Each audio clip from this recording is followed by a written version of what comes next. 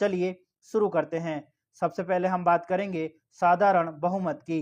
तो दोस्तों, जब किसी सदन में उपस्थित और मतदान करने वाले सदस्यों में से आधे से अधिक सदस्य किसी प्रस्ताव के पक्ष में मतदान करते हैं तो इस प्रस्ताव को हम साधारण बहुमत से पारित होना मानते हैं। इसको एक व्यवहारिक उदाहरण के माध्यम से समझते हैं ताकि आपको बहुत अच्छे से समझ आ सके। मान लीजिए आप लोकसभा में एक सांसद हैं और एक बिल लेकर आए हैं। बिल है नागरिकता से संबंधित, जिसमें लिखा हुआ है पाकिस्तान के नागरिकों को भारत की नागरिकता नहीं मिलनी चाहिए। जब आप प्रस्ताव लेकर आए उस दिन लोकसभा में टोटल 400 सदस्य उपस्थित थे। ठीक है, यहाँ पर क्या बात हो रही है? उपस्थित और मतदान करने वाले सदस्यों में से आधे से अधिक। तो जब आप बिल लेकर आए तो टोटल 400 सदस्य उस समय उपस्थित थे। अब इन 400 में से आधे से अधिक सदस्य यदि आपका समर्थन करते हैं, मतलब 201 या फिर 201 से अधिक सदस्य आपका समर्थन करते हैं, तो आपका नागरिकता से संबंधित जो बिल है वह पारित मान लिया जाएगा। तो इस तरह से हमारा साधारण बहुमत काम करता है। देखिए, टोटल उपस्थित मतलब 400 सदस्य उपस्थित थे। उपस्थित में से आधे से अधिक यदि आपका समर्थन करते हैं, मतलब 200 या फिर 200 से अधिक आपका समर्थन करते हैं, तो आपका जो नागरिकता का बिल है वह साधारण बहुमत से पारित मान लिया जाएगा। कुछ और बात करते हैं इसकी विशेषताओं की। तो देखिए, इसमें कुल सदस्यों की संख्या कोई मायने नहीं रखती। मतलब यदि लोकसभा में 545 सदस्य हैं तो वो मायने नहीं रखते। यहाँ पर बात होती है केवल उपस्थित और वोटिंग करने वाले सदस्यों के बहुमत की। ठीक है, तो यह सबसे सामान्य प्रकार का बहुमत है। इसका यूज कहाँ कहाँ होता है? तो देखिए, जो नॉर्मल बिल होते हैं, साधारण विधेयक होते हैं, उनको पास करवाने में हम साधारण बहुमत का यूज करते हैं। अविश्वास प्रस्ताव को लाने या गिराने में हम सिंपल मेजोरिटी का यूज करते हैं। इसी के साथ साथ नए राज्यों का गठन, प्रवेश, स्थापना, मौजूदा राज्यों, केंद्र शासित प्रदेशों के क्षेत्र, सीमाओं और नाम में परिवर्तन के लिए हम सिंपल मेजोरिटी का प्रयोग करते हैं। नागरिकता से संबंधित जो प्रावधान है, अधिग्रहण और समाप्ति के लिए आप सिंपल मेजोरिटी मतलब साधारण बहुमत का यूज करते हैं। इसी के साथ साथ संसद की गणपूर्ति, संसदीय विशेष अधिकार और अंग्रेजी भाषा का प्रयोग। इसी के साथ वेतन भत्ते, राष्ट्रपति, राज्यपाल, स्पीकर और न्यायाधीश, इसी के साथ साथ सांसदों के जितने भी वेतन भत्ते होंगे उनका निर्धारण भी साधारण बहुमत से ही हमारा होने वाला है। तो आशा करूंगा कि आपको साधारण बहुमत बहुत अच्छे से समझ आ गया होगा। आगे बढ़ते हैं पूर्ण बहुमत की ओर। जब किसी प्रस्ताव के पक्ष में सदन के कुल स्वीकृत सदस्यों का आधे से अधिक समर्थन प्राप्त हो तो उसको हम पूर्ण बहुमत कहते हैं। ये तो हो गई परिभाषा की बात। इसको हम आसान भाषा में एग्जाम्पल से समझते हैं। यहाँ पर बात हो रही है सदन के। अब सदन कुछ भी हो सकता है, लोकसभा हो सकती है, राज्यसभा हो सकती है, या राज्यों की अपनी अपनी विधानसभा हो सकती है। ठीक है, तो सदन के कुल स्वीकृत सदस्यों का आधे से अधिक समर्थन, मतलब यदि हम माने लोकसभा की बात करें तो लोकसभा में 545 सदस्य हैं। ठीक है, आप एक प्रस्ताव लेकर आए हैं, 545 में से आधे से, अब 545 का आधा कितना होगा? 272.5 मतलब 273। अब आप एक प्रस्ताव लेकर आए हैं, यदि आपको लोकसभा की कुल सदस्य संख्या का आधे से अधिक मतलब 273 सदस्यों का समर्थन मिल जाता है तो आपका जो प्रस्ताव होगा उसका पारित होना, पूर्ण बहुमत से पारित होना माना जाएगा। कुछ और बातें करते हैं ताकि आपको और आसानी से समझ आ सके। देखिए, यहाँ पर कुल सदस्यों को आधार माना गया है। ठीक है, यहाँ पर ऐसा नहीं है कि उपस्थित है या फिर अनुपस्थित है या फिर रिक्तियां हैं। यहाँ पर कुल सदस्य संख्या का आधे से अधिक समर्थन होना चाहिए किसी प्रस्ताव के लिए। इसका यूज कहाँ होता है? सरकार बनाने के लिए हम पूर्ण बहुमत का यूज करते हैं। किसी दल द्वारा बहुमत साबित करने के लिए भी हम पूर्ण बहुमत का उपयोग करते हैं। पूर्ण बहुमत का सीधा सा मतलब यह है कि टोटल सदस्य संख्या का आधे से अधिक यदि आपको उस प्रस्ताव के पक्ष में मिल जाता है तो आपका प्रस्ताव पारित हो जाता है और पूर्ण बहुमत से पारित होना उसका माना जाता है। आगे बात करते हैं हम प्रभावी बहुमत की। तो देखिए दोस्तों, जब किसी प्रस्ताव को पारित करने के लिए रिक्त सीटें घटाकर केवल कार्यरत सदस्यों में से आधे से ज्यादा का समर्थन मिलता है तो उसको हम प्रभावी बहुमत कहते हैं। इसको एक उदाहरण से समझते हैं। मान लीजिए आप लोकसभा के एक सांसद हैं। ठीक है, आपको स्पीकर काफी परेशान कर रहा है, आपको बिल्कुल नापसंद है वो इंसान, तो आप उसको हटाने के लिए एक प्रस्ताव लाना चाहते हैं। आप लोकसभा के सांसद हैं और स्पीकर को हटाने के लिए आप प्रस्ताव लाना चाहते हैं। स्पीकर को कैसे हटाते हैं? प्रभावी बहुमत या फिर तात्कालिक बहुमत से। दोनों की बात एक ही है। स्पीकर को हटाने के लिए आप प्रस्ताव लाए तो लोकसभा में लेकर आए। लोकसभा की सदस्य संख्या कितनी है? 545।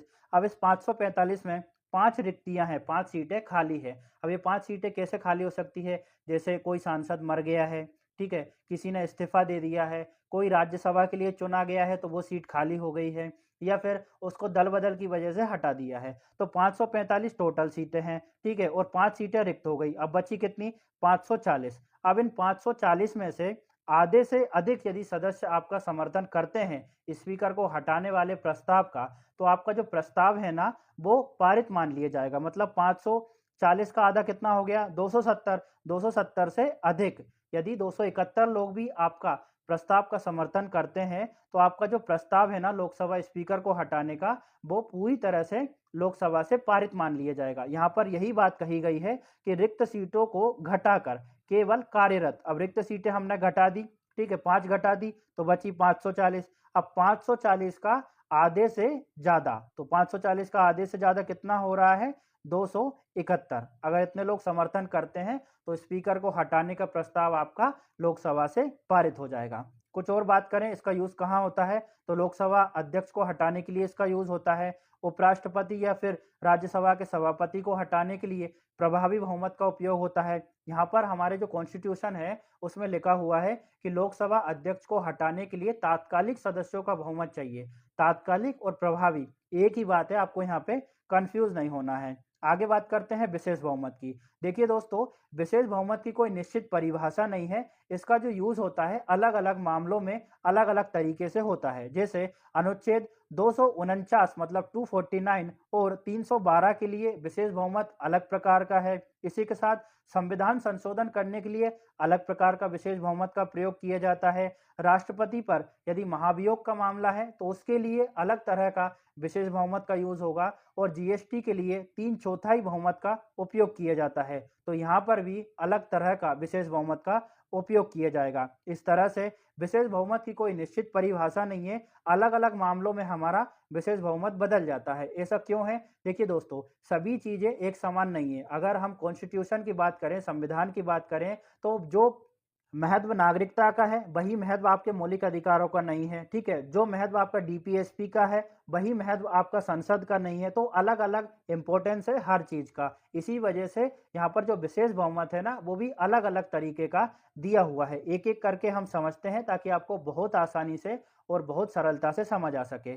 सबसे पहले हम बात करते हैं कि आर्टिकल 249 मतलब 249 और 312 में जो विशेष बहुमत का उल्लेख है उसके बारे में। आर्टिकल 249 कहता है कि संसद राज्य सूची के विषय पर कानून बना सकती है। इसी तरह से 312 जो है वो नई अखिल भारतीय सेवाओं के निर्माण से संबंधित है। यहाँ पर जो 249 और 312 में जो विशेष बहुमत का उल्लेख है ना उसका प्रयोग होगा सिर्फ और सिर्फ राज्यसभा में, क्योंकि ये दोनों प्रावधान है ना वो राज्यसभा से ही शुरू होते हैं। अखिल भारतीय सेवाओं का निर्माण होगा तो वो भी राज्यसभा ही शुरुआत करेगी उसका, और 249 संबंधी मामले में भी राज्यसभा ही शुरुआत करेगी। चलिए इनको देखते हैं आखिरकार ये जो बहुमत का उल्लेख किया गया है 249 और 312 में क्या है। तो ये है राज्यसभा में, यहाँ पर लिखा हुआ है राज्यसभा में उपस्थित और मत देने वाले सदस्यों का 2/3 बहुमत। इसको एक उदाहरण से समझते हैं ताकि आपको आसानी से समझ आ सके। मान लीजिए आप एक राज्यसभा के सांसद हैं और आप नई अखिल भारतीय सेवाओं को निर्माण करना चाहते हैं, ठीक है।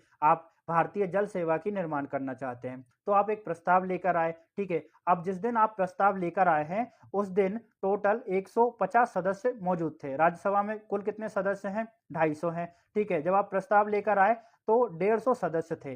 अब उपस्थित कितने थे? 150। तो यहाँ पर क्या बात हो रही है? उपस्थित। तो 150 उपस्थित थे और मत देने वालों का 2/3 बहुमत। तो 150 का 2/3 कितना होता है? 100। मतलब यदि आप प्रस्ताव लेकर आए नई अखिल भारतीय सेवाओं के निर्माण की राज्यसभा में, तो 150 में से 2/3 मतलब 100 सदस्य यदि आपका समर्थन करते हैं तो राज्यसभा से नई अखिल भारतीय सेवा के निर्माण के लिए प्रस्ताव को पारित मान लिया जाएगा। फिर ये प्रस्ताव आपके लोकसभा में जाएगा और वहां पर सामान्य बहुमत से प्रस्ताव पारित होगा। तो इस तरह से हमारा विशेष बहुमत जो 249 में है और 312 में है वो काम करता है। अब बात करते हैं अनुच्छेद 368 में जो विशेष बहुमत का उल्लेख किया गया है उसके बारे में। जैसा कि हम जानते हैं 368 जो अनुच्छेद है उसमें संविधान संशोधन से संबंधित प्रावधानों का उल्लेख किया गया है। तो यहाँ पर जो बहुमत होगा काफी कठोर होने वाला है। जैसे यहाँ पे लिखा हुआ है सदन की कुल सदस्य संख्या का बहुमत प्लस उपस्थित और मतदान करने वाले सदस्यों का कम से कम 2/3 बहुमत। अब यहाँ पे सबसे पहले क्या लिखा है, सदन की कुल सदस्य संख्या। अब देखिए, जैसा कि हम जानते हैं कि संविधान संशोधन से संबंधित जो प्रस्ताव हैं वो कहीं भी लाए जा सकते हैं, जैसे लोकसभा में भी ला सकते हैं और राज्यसभा में। तो सदन का क्या मतलब हो गया, लोकसभा या फिर राज्यसभा की कुल सदस्य संख्या का बहुमत प्लस उपस्थित और मतदान करने वाले सदस्यों का कम से कम 2/3 बहुमत। इसको एक उदाहरण से समझते हैं। मान लीजिए, जब आप प्रस्ताव लेकर आए संविधान संशोधन से, तो उस समय सदन में कितने सदस्य मौजूद थे, 480। अब 480 का 2/3 कितना होता है आपका, 320। ठीक है, तो यहाँ पे क्या लिखा हुआ है, कुल सदस्य संख्या का बहुमत। यदि हम लोकसभा की बात करें तो लोकसभा का जो कुल सदस्य संख्या का बहुमत, मतलब कुल सदस्य संख्या है 545, उसका बहुमत कितना होगा, उसका आधे से ज्यादा होगा। ठीक है, मतलब 273 होगा। तो ये 320 में 273 अपने आप ही आता है। ठीक है, इसी के अंडर आता है। और 2/3 बहुमत की यहाँ पर बात हो रही है, तो 2/3 बहुमत तो ये 480 से हमारा पहले ही हो चुका है। मतलब आपका दोनों चीजें अच्छे से होनी चाहिए, कुल सदस्य संख्या का बहुमत भी होना चाहिए और उपस्थित और मतदान करने वाले सदस्यों का 2/3 बहुमत भी होना चाहिए। तो एक तो 368 का ये हो गया। दूसरा ये है कि कुछ मामले ऐसे हैं संघीय ढांचे से संबंधित, तो उनमें आपका विशेष बहुमत तो चाहिए, मतलब ये तो आपका चाहिए ही चाहिए। साथ में आपका आधे जो राज्य विधानसभाएं हैं ना, उनका अनुसमर्थन भी चाहिए। तो देखिए, हमारे संविधान में ये लिखा हुआ है कि जो विधानसभाएं है ना, वो समर्थन तो करेगी, लेकिन साधारण बहुमत से समर्थन करेगी, लेकिन समय सीमा का कोई भी उल्लेख नहीं किया गया है। तो आपको 368 में जो संविधान संशोधन के लिए विशेष बहुमत का प्रावधान है, वो आपको अच्छे से समझ आ गया होगा। देखिए दोस्तों, थोड़ा सा ये वाला जो टॉपिक है ना, काफी टफ लगता है बच्चों को और समझने में दिक्कत भी आती है, लेकिन आप एक दो बार वीडियो को देखेंगे ना, तो आपको सब कुछ डिटेल से कवर हो जाएगा, आपको कभी भी दिक्कत नहीं आएगी। और आप चाहें तो हमारा टेलीग्राम चैनल है यूपीएससी पॉइंट ऑफिशियल नाम से, उसे ज्वाइन कर सकते हैं। बहुत सारा अलग कंटेंट आपको वहां पर मिल जाएगा।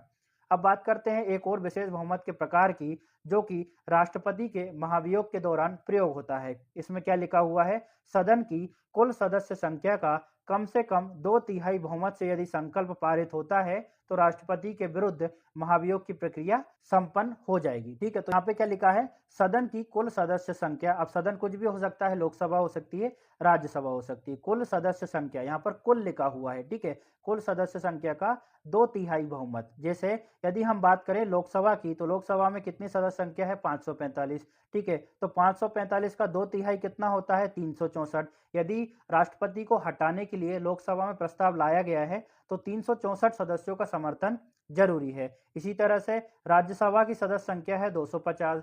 यदि राज्यसभा में कोई प्रस्ताव लाया गया है राष्ट्रपति को हटाने के लिए, तो 250 का 2/3 कितना होता है, 167। ठीक है, तो इतने सदस्यों का समर्थन चाहिए, जब जाके राष्ट्रपति को आप हटा सकते हैं। तो राष्ट्रपति के लिए अलग प्रकार के बहुमत का उल्लेख किया गया है।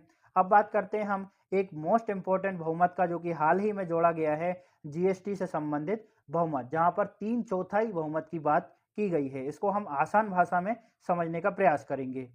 जीएसटी परिषद, देखिए दोस्तों, हालांकि संविधान में कई सारे अनुच्छेदों में फेरबदल किया गया है, लेकिन जीएसटी के मामलों में, जीएसटी की दरों में जो भी निर्णय किया जाएगा ना, वह जीएसटी परिषद करती है।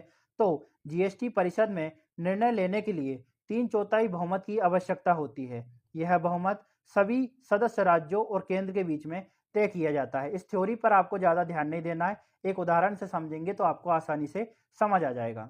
मान लीजिए आप किसी राज्य के मंत्री हैं और जीएसटी परिषद में एक प्रस्ताव लेकर जाते हैं और बोलते हैं कि कच्चा तेल जो है उस पर जीएसटी लगना चाहिए या फिर उसकी दर में कुछ भी परिवर्तन होना चाहिए, जो भी आपका मन है आप बोलते हैं। ठीक है, आपको आपके प्रस्ताव के लिए कम से कम 3/4 लोगों का समर्थन चाहिए। मतलब अगर 100 यूनिट है, ठीक है, तो 100 यूनिट का 3/4 कितना होगा, 75 यूनिट। मतलब 75 लोगों का आपको समर्थन चाहिए, तब जाके आपका प्रस्ताव पारित होगा। दोस्तों, ये जो 3/4 है ना, उसमें से 2/3 हिस्सा है राज्यों का। ठीक है, और केंद्र का हिस्सा है 1/3। मतलब 75 में से 2/3 मतलब 50 यूनिट जो हिस्सा है वो राज्यों का है, और 75 का 1/3 मतलब 25 यूनिट जो है वो केंद्र की है। यदि 25 और 50 दोनों मिल जाते हैं तो 75 हो जाते हैं। इस तरह से केंद्र और राज्य दोनों मिल जाएंगे, तो आपका जो प्रस्ताव है ना, वो पारित हो जाएगा। मतलब अगर 75 वोट आपको मिल जाते हैं तो आपका जीएसटी में कोई भी प्रस्ताव है वह पारित मान लिया जाएगा। मान लो कि यदि राज्य तो आपका समर्थन कर रहे हैं, ठीक है, मतलब 50 यूनिट आपके हिस्से में है, लेकिन केंद्र नहीं कर रहा है, केंद्र ने हाथ खींच ली, मतलब टोटल 25 यूनिट आपकी गायब हो जाएगी। तो आपका प्रस्ताव क्या हो जाएगा? फेल हो जाएगा। मान लो केंद्र कर रहा है और राज्य नहीं कर रहे हैं, ठीक है, तो राज्य में से 50 यूनिट गायब होगी, मतलब यहाँ पर राज्यों को अधिक ताकत दी गई है, ठीक है। तो आपको ये समझना है कि आप यदि कोई प्रस्ताव लेकर जाते हैं तो उसमें से 3/4 समर्थन आपका चाहिए अगर किसी प्रस्ताव को पारित करवाना है जीएसटी परिषद में। तो आशा करूंगा कि आपको जीएसटी के लिए जो विशेष बहुमत का उल्लेख किया गया है वो आसानी से समझ आ गया होगा। दोस्तों, ये वाला जो टॉपिक है ना, बच्चों को थोड़ा सा टफ पड़ता है।